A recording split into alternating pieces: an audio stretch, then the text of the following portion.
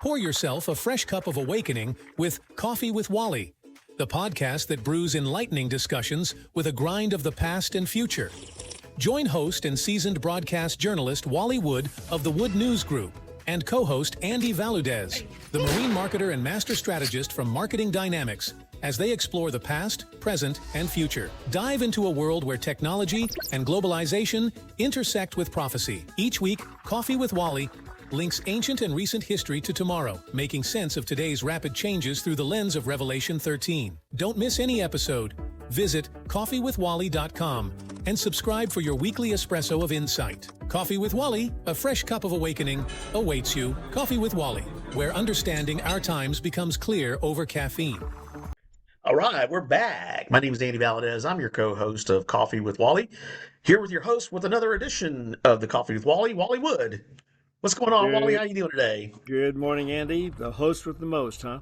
That's right. You know, and you and I actually, we met up yesterday in Cinco Ranch at the Whataburger, so we had an opportunity to have some coffee and actually share a burger in person. Yeah, that seldom ever happens. Well, that was fun. I enjoyed it. Yeah, all kinds of things going on, and we're going to bring focus this morning to an interview that I did with Tina Griffin. Our viewers may remember her. She spent a good number of years in Hollywood, and she with 90210, Melrose Place, Jimmy Kimmel Live, Young and the Restless, a good number of years and a number of programs.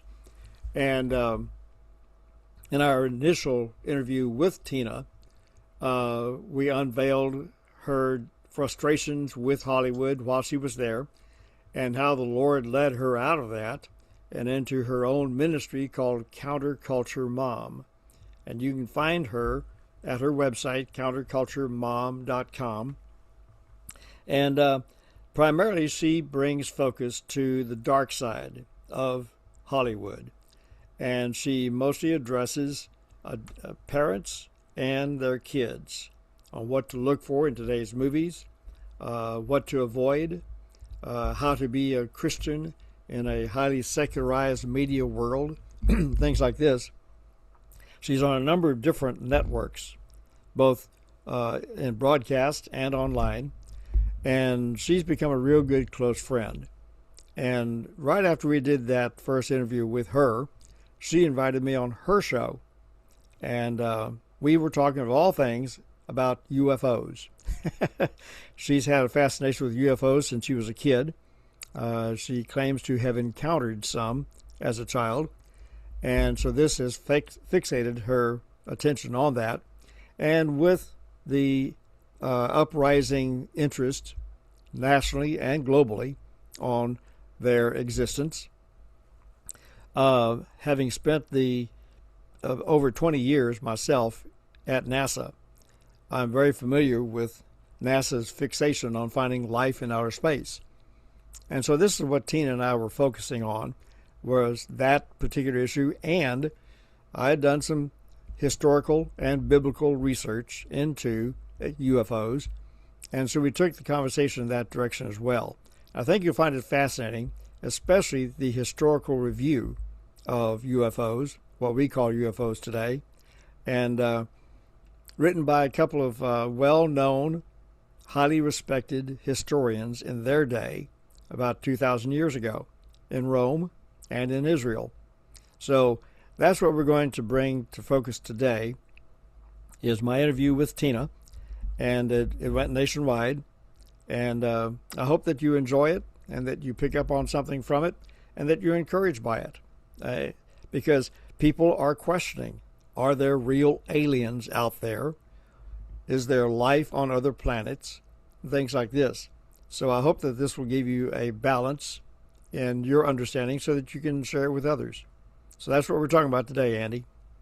Well, this just goes to show that no topic is taboo for Coffee with Wally. You never know what we're going to talk about. The last time you did a controversial topic, it was about husbands and wives. I said, oh, shoot, we're going to get banned. So here we go. We're gonna show some excerpts from that interview, and we pray that you receive the knowledge and wisdom that is being discussed. Here we go.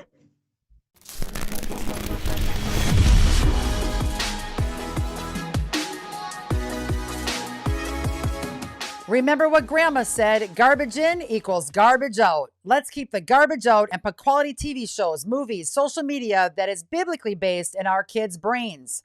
The Counterculture Mom app is loaded with these godly options. We have many different easy to navigate sections on our app. However, the most popular is the pop culture alerts. Get timely pop culture alerts through our push notifications with the Counterculture Mom app. These daily notifications keep you updated about cultural issues that are trending, and many of which are dangerous for our kids to see. However, we pump out a ton of positive pop culture alerts so you have great entertainment options right at your fingertips. You can download the Counterculture Mom app at the Google Play or iTunes store and get our notifications right on your phone. Read the short alerts, apply our advice, and in turn, your children will know how to make their own wise media choices and develop a healthy worldview as a result. Win-win, people. The app is $5 a month, or we're doing a deal now for the entire year for $50. That funding helps us push out more alerts each week with our team of 6 just on the app and produce this show every single week. Don't forget to say yes to receiving those push notifications when you download the app. Happy navigating, people. Aliens and UFOs. That's what we're talking about this week. I can't wait. One of my favorite topics to discuss here on the Counterculture Mom Show. Welcome. To kick this baby off, we're going to go to 2 Corinthians 11:14. Satan himself is transformed into an angel of light, and his ministers also are transformed as the ministers of righteousness. And 2 Thessalonians 2:8-12, the coming of the lawless one is according to the working of Satan, with all power, signs, and lying wonders, and with all unrighteousness, deception among those who perish, because they did not receive the love of the truth, that they might be saved. Be ready to be shocked and awed with my next phenomenal guest, a dear friend of mine. Wally Wood has been a research journalist since 1972, from news reporter for newspaper and radio to editor-in-chief, publisher, and bureau chief. With over 20 years experience at NASA in Houston, Texas, he founded the Shuttle News Service back in 1987 and the National Space and Technology Association from 2003 to 2013. Wally's been an ordained minister since 1980, author of 3 books, and he first coined the word diginomics in 1998. He's doing end-time discipling in these last days. This is the Counterculture Mom Show. I'm your host, Tina Griffin. UFOs and aliens, once again, is a topic of discussion this week. To kick this off, I'm with Wally Wood, CEO, Director of Wally Wood Ministries. Wally, how you doing today? A long time no see. Hey, man, dear. How are you doing? You're looking good. Well, thank you. You're looking good too, young man. The last time I saw you were having Mexican down in Texas, and that was way too long ago, like a year ago. It was a year ago. Yeah, that's what we have for breakfast, yes. Was Mexican. I loved it. You and your wife are phenomenal. I know that you pray for our ministry, our family every single day. So I want to thank you for that. Because of you, we're still alive and this show is still on the air, along with all of you out there praying for us. Wally, NASA, UFOs. We got to dig in deep. You have a lot of knowledge in that brain of yours.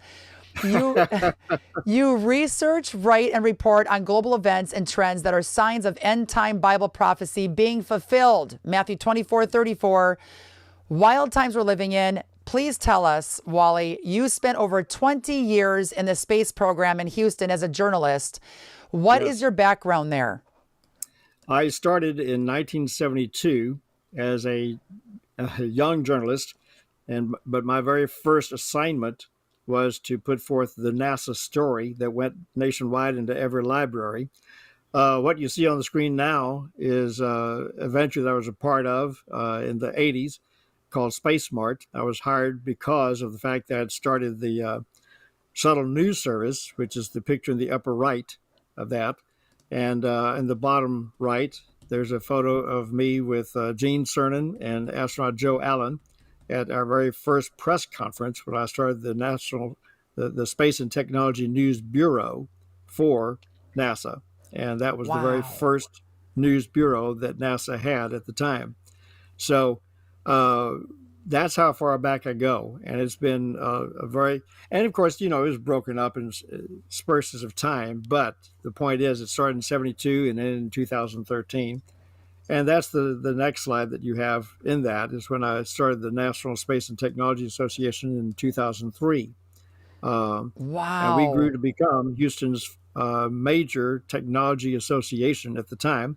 the slide or the picture you see in the bottom left, the first 50 years, we were called by NASA to put together a week-long public celebration of the 50th anniversary for the mission control. And it was fascinating to do that. The Houston Astros and the Dynamo, they had a day of free attendance at their events, at their sports events for all of NASA employees during that week. So we got pretty deeply entrenched in the NASA program. That is just phenomenal. Now, this picture in the bottom right, I love the play on words here. Wally Wood launches next mission. The word launches, I just love it. What were you doing there? Well, that was an interview by the Houston Business Journal. And at that time, we were planning on opening up Houston to international, global conferences, technology conferences, and making Houston the hub of advancing technology. Both the Houston Business Journal and the Chronicle, the picture that you have above it, interviewed me for that mission. We were going full stream until the shuttle program was closed down in 2012, and that changed everything. And so I had to close down the association in 2013 because all of our members vacated. Why did they close it down again? I remember I really was saddened when I got the news, when I heard the news that day. Why did they close that down again? Well, for budget reasons and the fact that the space program itself was evolving beyond the shuttle into more of the privatized arena that they're in now. So that was the main reason, was for budgetary reasons and things like this. So if there are parents watching this right now, and parents, I keep encouraging you every week, you'll know the topic by looking at the title of each episode. If it's something that you want your kids to watch, it's not just this show for adults only. I want teens involved to watch this because then they can learn about end time prophecy, what's currently going on in their culture. They can be bold warriors for the Lord. That's why we have this show, the Counterculture Mom Show.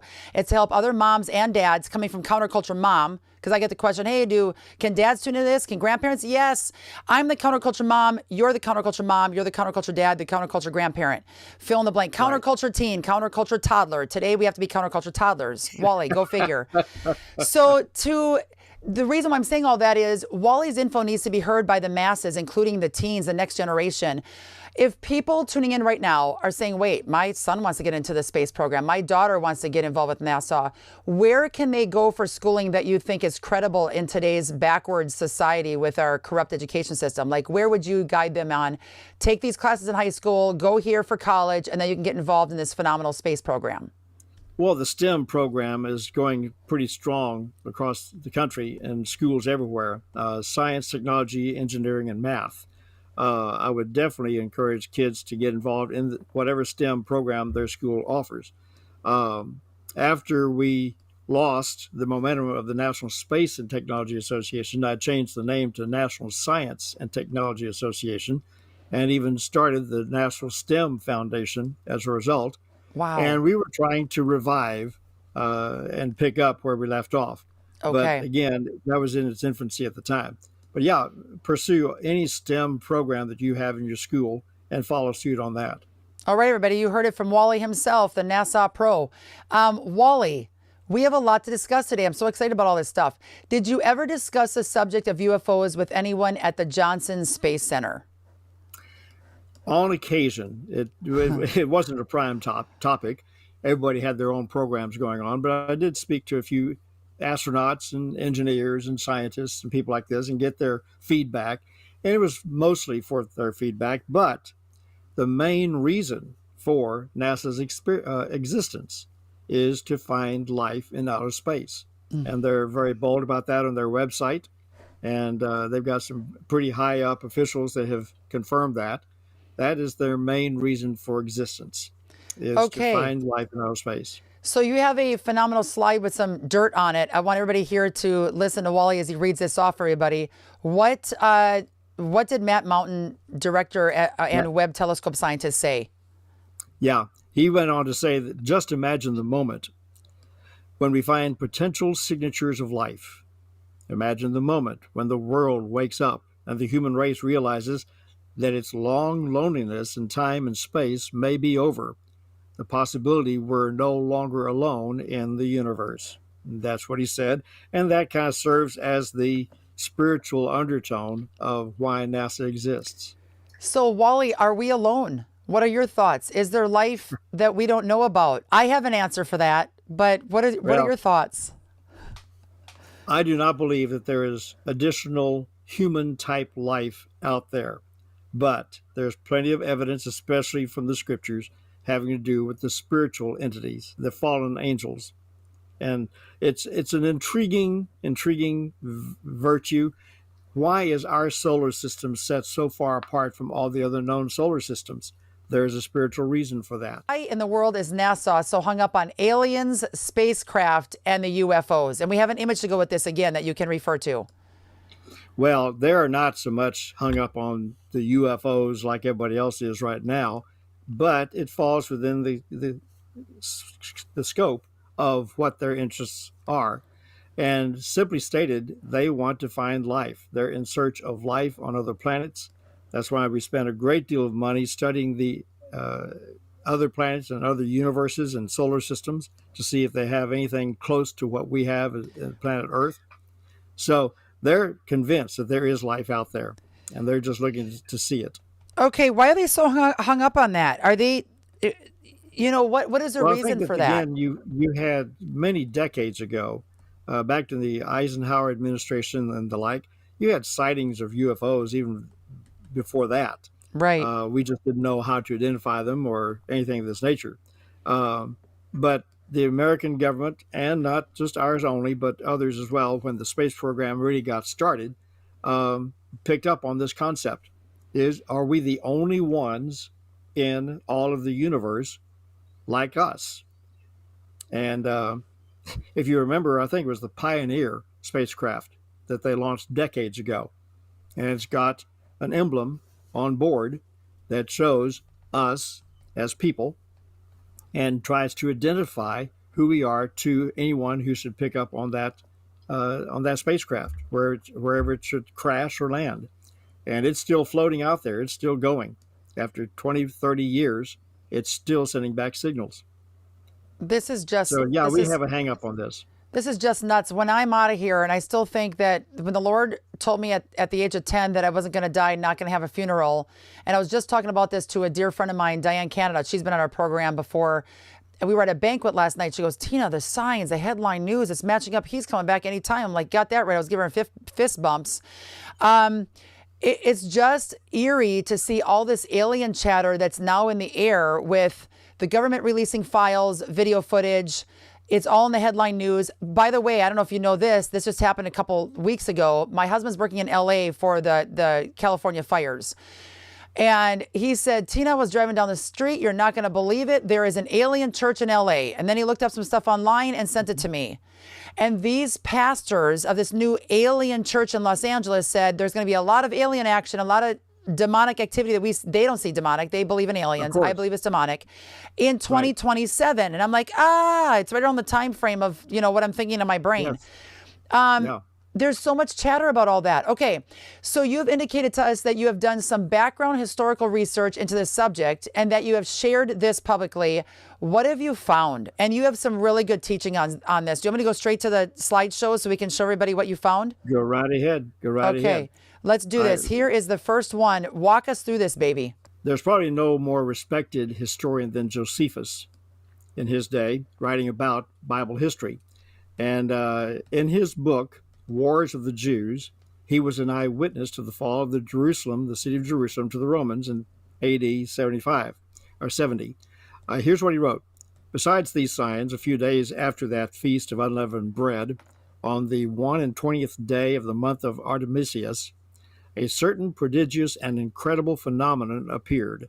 I suppose the account of it would seem to be a fable, were it not related by those that saw it, and were not the events that followed it of so considerable a nature as to deserve such signals. For before sunsetting, chariots and troops of soldiers in their armor were seen running about among the clouds and surrounding of the cities. That's what Josephus wrote. Wow. He saw chariots in the sky. So do you think that was UFOs that he saw? Yes, according to our definition, and what we've described as seeing, yes. Now, he saw actual warriors in their armor and with their swords. And in the next slide, his testimony is supported by a counterpart in Rome, Cornelius Tacitus. He was a Roman historian and senator, and he wrote in his book, "Contending hosts were seen meeting in the skies, arms flashed, in conflict of glittering armor. A sudden lightning flash from the clouds lit up the temple, illuminated by a sudden radiance from the clouds." So he too witnessed this phenomenon taking place on August 9th, 70 AD, as the Romans moved in on the temple of Israel. Okay, that's when the temple was destroyed, 70 AD. Yes, on August 9th. So if they see all this going on in the sky, are you saying is somehow these demon, I don't even know what to call aliens anymore because my mind is just blown Right. from this conference I just went to. It was Aliens AI Antichrist Conference, and my brain just exploded over those 4 days. I'm like, I know a lot more, but I'm still trying to put the pieces together. And the people course. watching today might be like, what in the world are you guys talking about? So during the time of the temple being destroyed in 70 AD, a bunch of people saw what they explained as chariots in the sky, which Yeah. were actually UFOs. So why in the world were there aliens or demons? Were there demons flying? Like, what did they actually see? Well, let's go to the next slide, if you will, because This I is so want us funny. to I'm in, proceed through this history. I'm in like Alien 101 class. Everybody's watching. This is absolutely hilarious. All right, Alien 101 class, people, get your notebook out. Here's the next slide. Okay, Josephus. At the 9th hour of the night, so great a light shone around the altar and the holy house that it appeared to be bright daytime, which light lasted for half an hour. Tacitus says, the doors of the holy place abruptly opened. A superhuman voice was heard to declare that the gods were leaving it, and in the same instant came the rushing tumult of their departure. Now, I'm guilty of a comment I've made for years. All things are spiritual. All things are spiritual. Okay. And what these men are describing is the phenomena of seeing that spirit realm come to life before their very eyes. They couldn't explain it. They could only describe what it was they experienced and heard. I want the audience to know that there's nothing new under the sun, Yep. to quote scripture. And what we see as UFOs and what we see as potentially new phenomena is not new at all. These very respected historians of their day. But I want to dissect for about 45 seconds here this crazy parallel of the movie Close Encounters of the Third Kind. A lot of us have seen it. And how that ties in with Revelation 13. Are you kidding me? Amen. It's just nuts. Okay, so talk to us. We have some Bible verses that actually said were lived out in that movie. Here's the first one. What is going on between the parallels of that movie, Close Encounters of the Third Kind, and Revelation 13? Let me give a background here that this movie was rated as being the very first of its kind to show aliens as friendly rather than fearful and threatening. Yes. This was the first one. And it was because of that that I began to see scriptural parallels with that movie. In Revelation 13, verse 3, the whole earth was amazed, and they worshiped the dragon because he gave his authority to the beast. Now, on the left side of that screen, you see a man being touched by the alien, and the alien is passing his authority over onto that man. Okay? That they're going to worship the dragon. They're not going to know him to be Satan. They're going to see him as being what he's going to present himself to be. Wow. Ephesians 2, Satan is the prince of the power of the air, the spirit that now works in the children of disobedience. Satan himself is transformed into an angel of light, and his ministers also are transformed into the ministers of righteousness. Now, this is a passage that most people are not familiar with.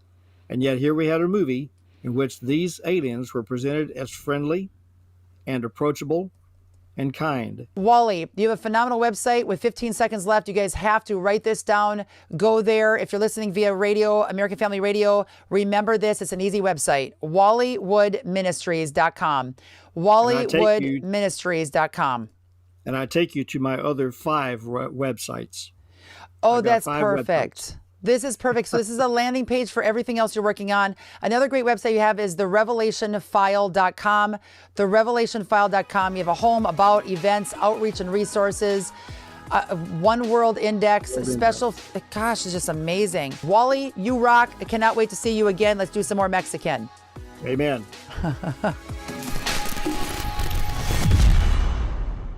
All right, we're back. We were just watching Tina Griffith, the illustrious friend that we have with counterculture mom and being involved in Hollywood. And while as you were talking on the intro, you just kind of reminded me when we did the Christians and Media Prayer Summit, there's been a lot of changes in Hollywood. I think that resulted from that. I really believe that we prayed in a lot of those changes. So interestingly, there is a lot of talk about UFOs, and I think you're going to start hearing more about it in the headlines. They're already talking about it in the headlines, like you say, when the pundits prophesy, the prophets are vindicated. Prophets are vindicated, yes, yes. And again, what is of particular interest to me and hopefully to others is the biblical connection. As we pointed out in that particular interview, Revelation 13 opens with insight into the aliens that were coming and how the beast would be given authority by the dragon, and how the dragon would be worshipped. Well, people don't worship the devil knowingly, but they do give attention to friendly foreign agents, and that's what we're looking at here. So, anyway, we made the biblical connection, and I pray that you'll find this to be very interesting and intriguing, and that you'll share it with your friends and family. You bet. Such are the times that we're in. All right, so you've been watching another edition of Coffee with Wally. Well, understanding our times, and apparently the galaxies becomes clearer over caffeine. The Mystery, Heaven's Secret Story by Wally Wood. Before time, before creation, there was a mystery. What really happened before Genesis chapter 1? Scripture hints at a story rarely taught, yet essential to understanding everything. Respected journalist and author Wally Wood uncovers Heaven's Secret Story, revealing who we are, why we're here, and what was set in motion before the beginning. This is not speculation. This is revelation. Discover the mystery, Heaven's Secret Story. Available now. The truth awaits. Visit themystery.now.site. Order your copy today, available on Amazon.